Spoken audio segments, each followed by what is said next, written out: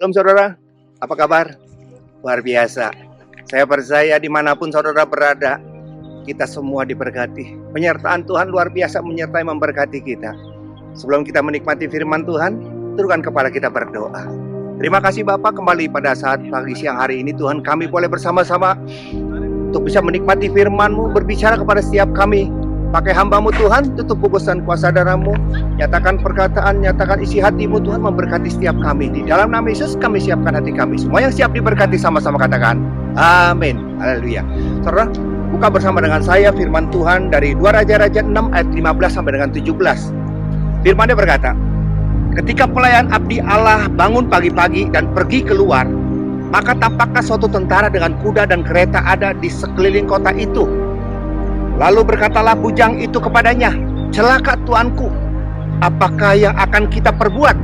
Jawabnya, jangan takut, sebab lebih banyak yang menyertai kita daripada yang menyertai mereka. Lalu berdoalah Elia. 17. Lalu berdoalah Elisa, ya Tuhan, bukalah kiranya matanya, supaya ia melihat. Maka Tuhan membuka mata bujang itu, sehingga ia melihat. Tampaklah gunung itu penuh dengan kuda dan kereta berapi sekeliling Elisa. Haleluya. Saudara, kita lihat bujang daripada Elisa ketakutan, saudara. Kalau kita lihat sepintas daripada ayat ini, sepertinya tidak menjadi masalah, sepertinya umum. Bangun tidur, begitu buka pintu, ada tentara begitu banyak mengepung. Siapapun pasti akan ketakutan. Dari ayat seperti ini kita melihat sepertinya tidak ada apa-apanya, tetapi satu hal yang luar biasa. Saudara, satu hal yang luar biasa. Jangan izinkan roh ketakutan menguasai saudara dan saya. Kenapa bisa ketakutan seperti itu? Inilah problemnya, inilah masalahnya. Keadaan sekarang seperti ini sekarang, saudara, berapa banyak orang yang begitu ketakutan. Begitu banyak orang yang mendengar dan membaca dalam WhatsApp. Bagaimana pandemi, bagaimana COVID Corona. Corona belum selesai, tetapi COVID yang baru yang keluar bermunculan. Itu yang terjadi. Tetapi satu hal yang menjadi kekuatan buat setiap kita. Dimanapun saudara berada, percayalah, Tuhanmu Tuhan saya, Tuhan kita dalam nama Yesus. Dia selalu menyertai saudara dan saya. Ada amin. Hari ini kita datang di tempat ini dengan suasana yang luar biasa, saudara.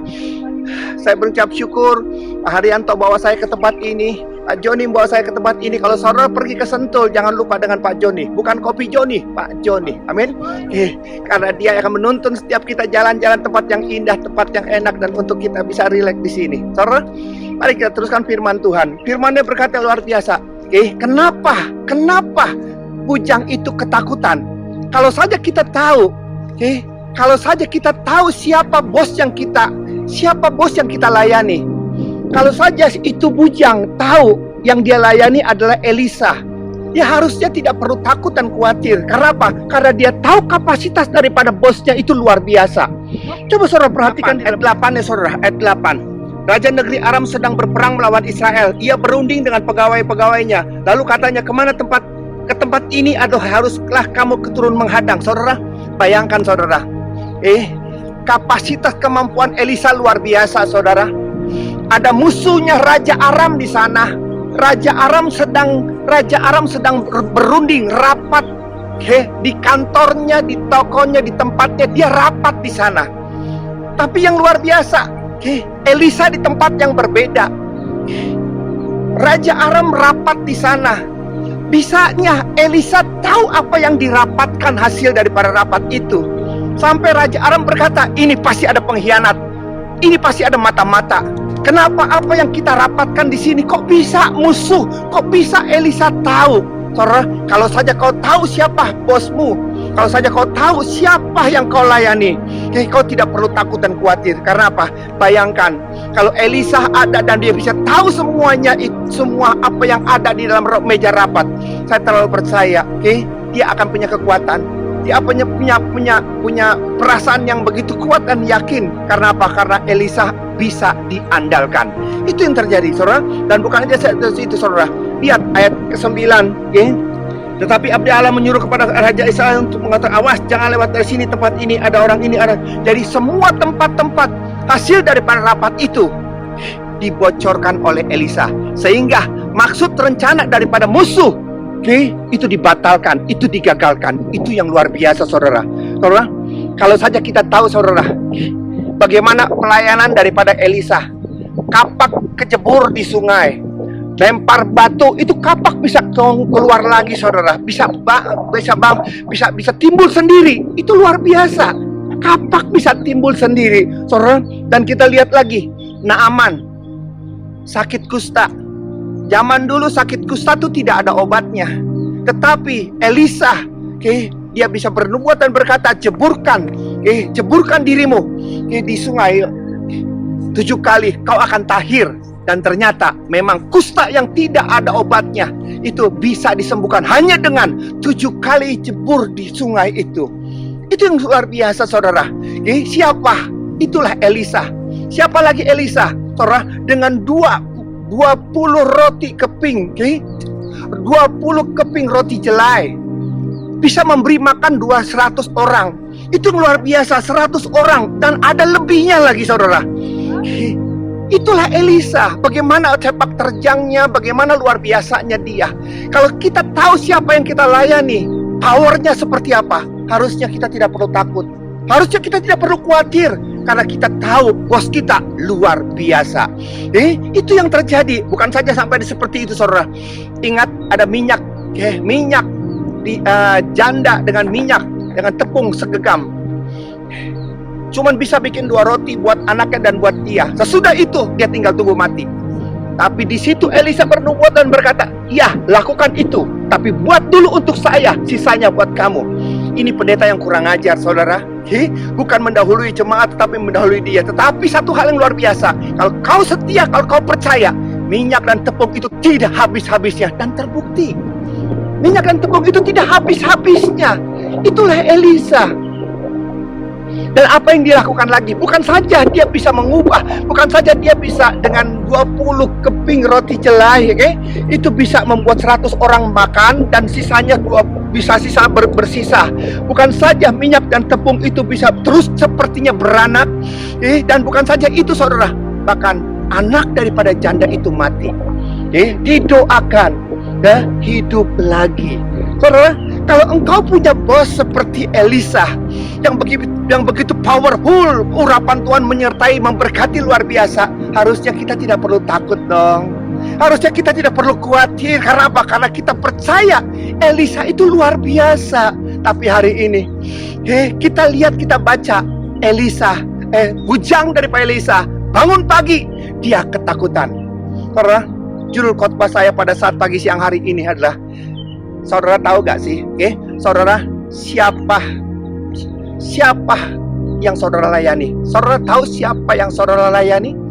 Saudara tahu siapa yang saudara layani? Kalau saudara tahu siapa yang saudara layani, kau tidak perlu takut lagi. Karena apa? Kita melayani raja di atas segala raja. Dia sanggup, dia mampu, bagi dia tidak ada yang mustahil. Hari ini kita mau belajar kenapa bujang itu takut. Kenapa bujang itu takut? Kita pelajari. Mari kita buka firman Tuhan dalam ayat ke-15. Ketika pelayan abdi Allah bangun pagi-pagi dan pergi keluar. Ketika pelayan abdi Allah, pelayan daripada Elisa bangun, saudara, kenapa dia takut? Karena dia merasa dia pelayan. Apa yang penting buat pelayan? Dia tidak penting mujizat terjadi, dia tidak penting yang kusta tahir, dia tidak penting yang mati bangkit. Yang dia penting cuma satu, gaji gua ada. Gua bekerja dapat bonus. Aku kerja melayani Tuhan. Pagi, siang, sarapan, sampai saat malam. Dia yang siapkan. Kalau itu dia lakukan, itu adalah goalnya dia. Siapa yang saudara layani hari ini? Saudara, sehebat apapun yang kita layani, kalau kau tidak memiliki ketertarikan dengan bosmu, kau hanya tertarik dengan uang, kau hanya tertarik dengan pekerjaanmu, kau hanya tertarik dengan masalahmu, kau hanya tertarik dengan dengan problemmu, kau tidak pernah akan bisa melihat terobosan-terobosan yang luar biasa. Padahal di sana ada berkat yang tersedia yang siap untuk memberkati saudara dan saya. Ketidakpedulianmu terhadap orang-orang yang di atas, ketidakpedulianmu dengan orang-orang yang dekat dengan kamu, itu membuat kita jadi miskin. Kenapa? Kita tidak mendapat benefit apa-apa di sana. Yang kita pikirkan cuma satu masalah kita. Yang kita pikirkan cuma satu problem kita. Yang kita pikirkan cuma satu perut kita. Hari ini, buka matamu. Buka matamu. Pandang sekelilingmu. Jangan kita dipenjara dengan penjara. Jangan kita dipenjara oleh karena pikiran kita sendiri. Dunia begitu luas. Dunia begitu indah. Dan pemilik daripada itu semua adalah siapa? Tuhan kita Yesus Kristus. Ada amin.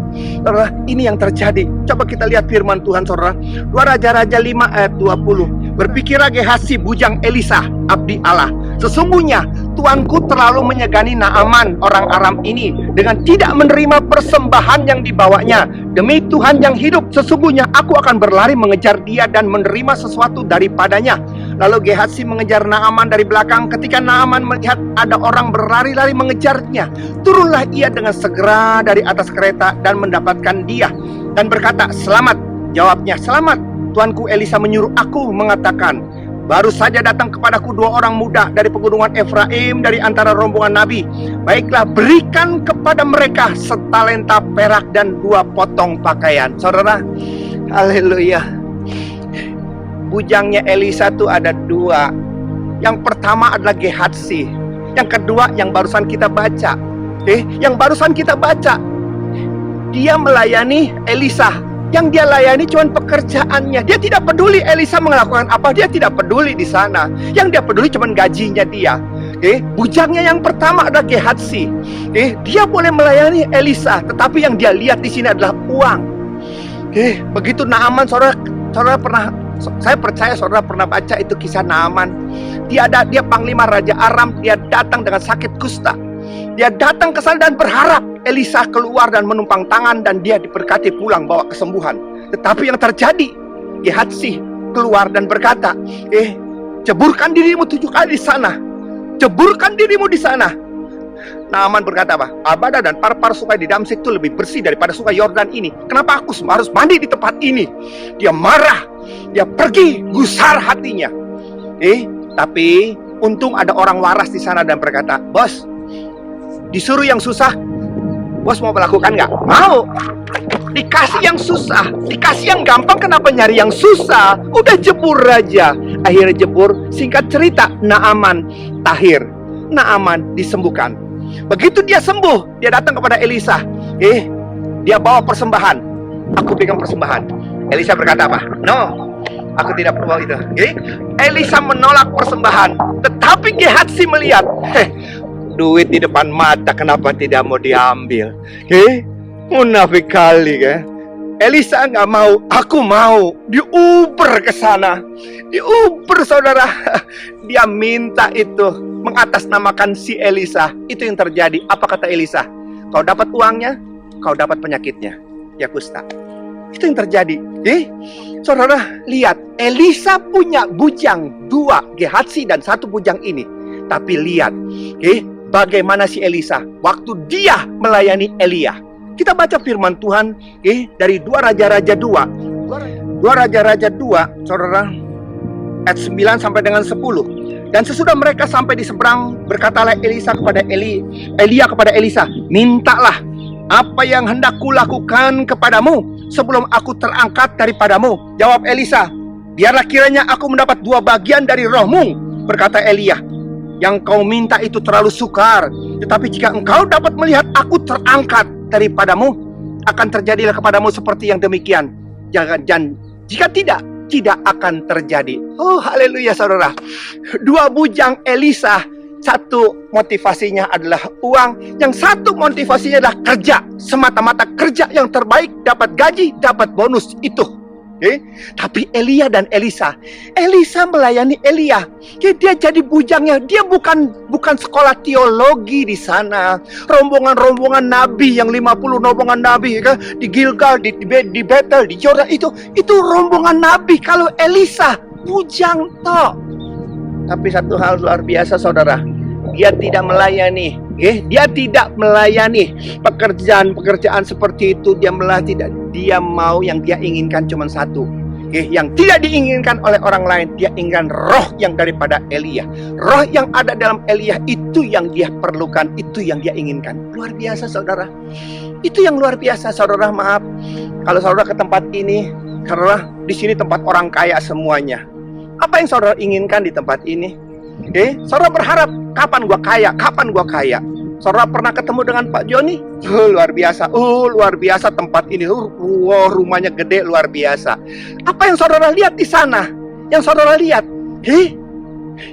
Aku juga kepengen seperti Pak Joni. Apakah saudara pernah punya pengharapan dan berkata gini, bagaimana caranya Pak Joni bisa kaya?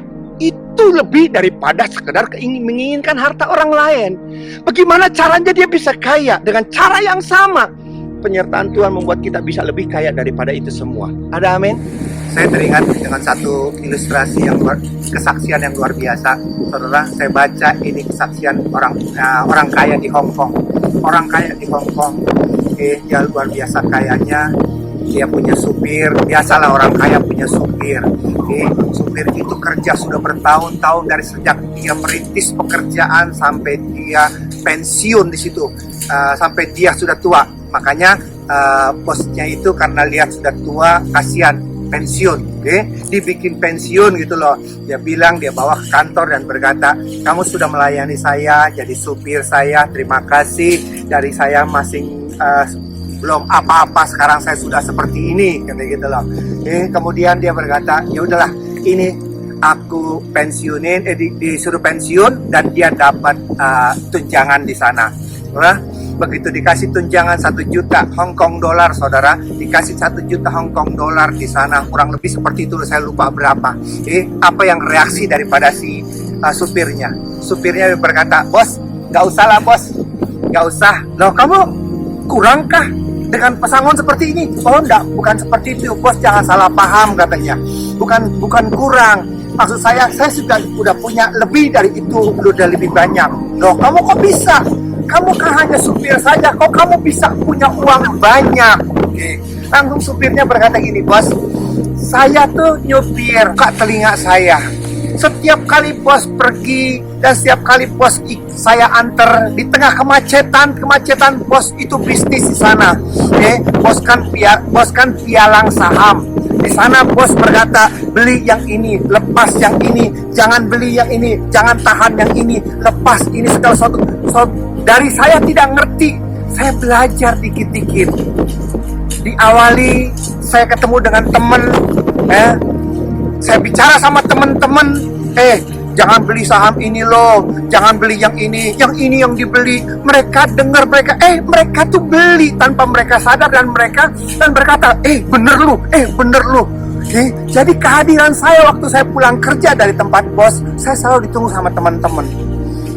Mereka bertanya, bos hari ini ngomong apa? Bos hari ini bicara apa? Saya ngomong dan mereka menang, mereka benar dan saya dapat komisi. Dari awal seperti itu, tahun lepas tahun saya memberanikan diri dengan uang yang saya terima, dengan gaji yang saya terima, saya beli seperti bos kasih tahu, saya beli di situ.